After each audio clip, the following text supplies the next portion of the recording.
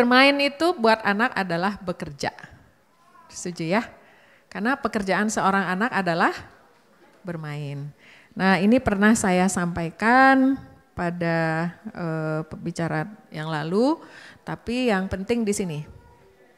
Bermain pada dasarnya adalah mengintegrasikan seluruh indera. Mengintegrasikan seluruh indera. Kita punya berapa indera? 5 panca indera ya.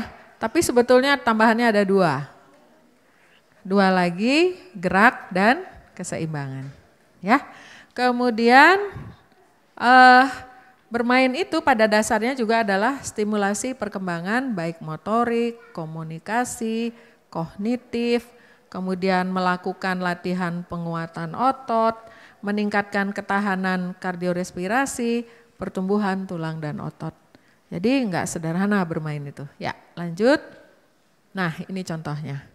Kalau kita lihat gambar ini, pada seorang anak yang bermain sepeda, gitu.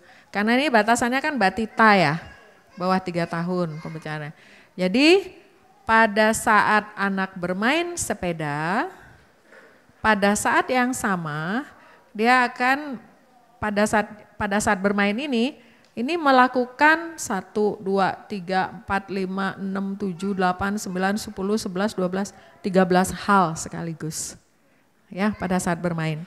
Nah, pada saat naik sepeda, maka anak akan belajar untuk mengontrol postur agar tegak. Ya enggak? Kalau posturnya miring kanan, miring kiri ya jatuh lah. Setuju? Ya. Kemudian pada saat yang sama akan belajar melakukan praksis yang tepat. Jadi pada saat naik sepeda, kemudian beriringan seperti ini, maka yang di paling belakang belajar untuk mengontrol apa yang dilihat, kemudian segera untuk mengambil keputusan. Jadi kalau terlalu jauh ntar aku ketinggalan nih. Jadi aku cepetin dikit. Kalau terlalu mepet biar nggak nabrak, aku lambatin atau rem. Nah, itu namanya praksis. Jadi menerjemahkan pola pikir ke dalam satu tindakan. Ya. Nah, contoh praksis sehari-hari yang sederhana adalah para bapak-bapak kita. Saya paling senang ngeledekin suami saya. Hobi banget nonton bola. Kayaknya kalau jadi komentator tuh paling hebat tuh Pak. Wah harusnya ditendang kanan, wah komen that's okay. Tapi cobalah minta nendang bola sekali aja pas. Pas itu agar gol gak semudah itu. Itu namanya praksis. Ya. Atau yang sederhana anak kita meminta segala sesuatu padahal bendanya ada di depannya, tapi mengambil tangan orang tua untuk mengambilkan. Itu namanya gangguan praksis. Ya, jadi pada anak-anak yang tidak ada masalah dengan hal ini, maka bingung, nggak bisa naik sepeda, nggak tahu harus kanan kiri mana yang bergerak duluan ya. Kemudian pada saat yang sama karena bermain bersama, tentu harus ada belajar komunikasi kan, bersosialisasi harus ada. Kemudian pada saat yang sama belajar mengenai persepsi arah. Jadi ini kita main yuk, main di sana di lapangan bola yang di depan perumahan misalnya.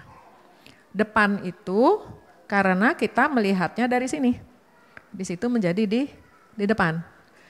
Tapi kemudian kalau kita berada begini, itu ada di sebelah kanan. Kemudian kalau anaknya naik sepeda ke sini, itu ada di kiri. Kalau saya menghadap begini itu ada di belakang. Jadi itu namanya persepsi.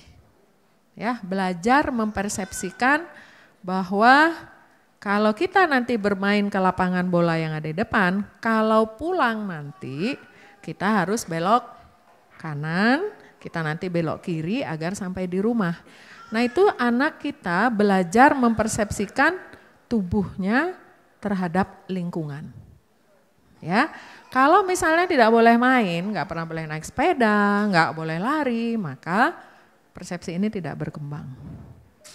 Oke, nah terus mengontrol emosi, setuju? Ya dong, kalau main bareng, begitu temannya di depan tiba-tiba ngerem, dia tidak bisa melakukan kontrol diri, ketabrak, marah. Padahal yang salah siapa? Sendirinya, praksisnya nggak bagus gitu misalnya. Ya, kemudian koordinasi gerakan kanan kiri, pasti. Karena pada saat melakukan gerakan yang sisi tubuh kanan, maka yang bekerja mengontrol adalah belahan otak kiri.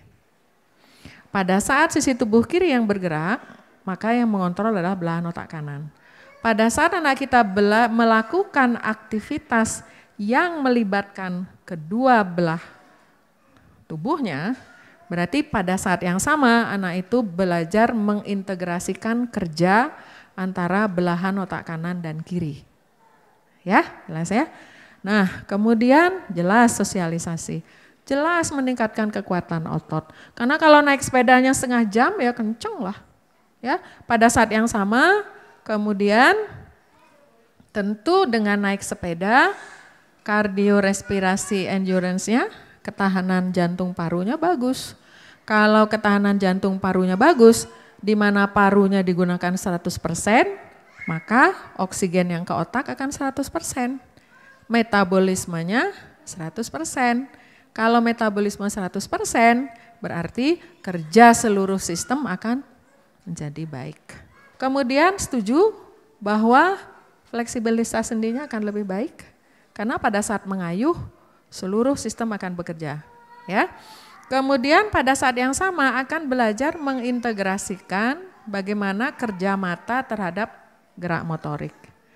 Ya, karena harus bisa ngukur nih, ukur jarak dan sebagainya. Jadi kalau kita lihat, seandainya kemudian anak kita tidak bermain, ya kebayang nggak?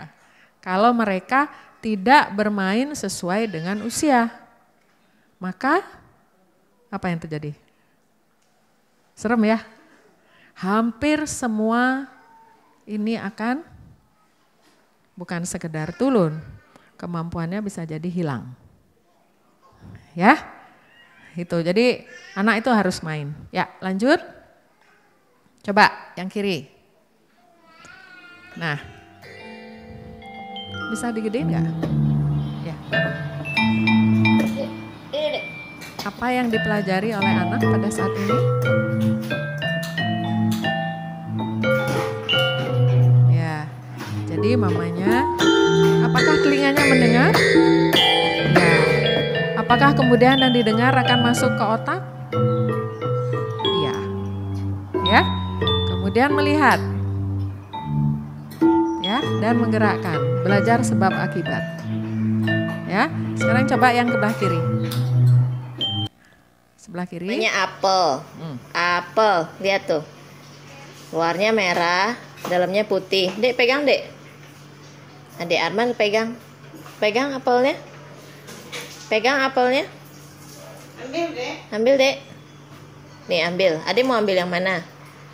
Nih. Jilat. Ini, Dek. Ya. Ini apel. Ya. Berapa? Dalamnya Berapa? putih, Stop dulu. luarnya Stop merah. Dulu. Stop dulu. Nih, kalau digigit. Apa yang terjadi pada anak? Mata melihat apel.